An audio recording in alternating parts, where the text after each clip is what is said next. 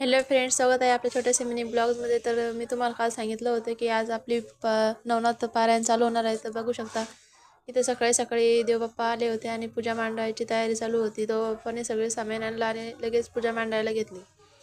तर इथं पूजा मांडणं चालू होती. तुम्ही बघू शकता इथे लगभग सगळी पूजा मांडणं होत आले होते.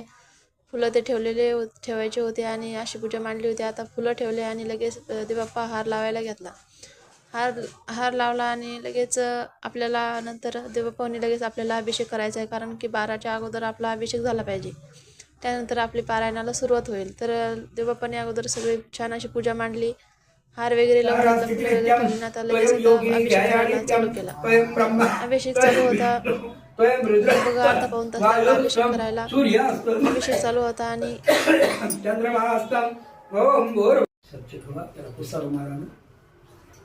शिष्टायाम सुभर पुण्य तिथो तुमचं जन्म नाव काय तर घ्यायचं, नाहीतर चालू नाव घ्या.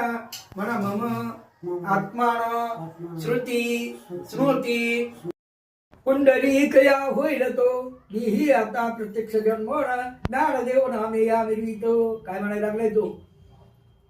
ज्याला बळीराम आहे ना, हा ज्ञानदेव नावाना जन्म घेईन. तर इथे देवबाप्पाने अभिषेक केला आणि पोथी वाचली, 2 अध्याय वाचले आणि लगेच दुपारी आरती केली आणि देवबाप्पा म्हणे उद्या सकाळी. तर बघू भेटू पुढच्या ब्लॉगमध्ये उद्या सकाळी. ठीक आहे, बाय. थँक्यू, धन्यवाद.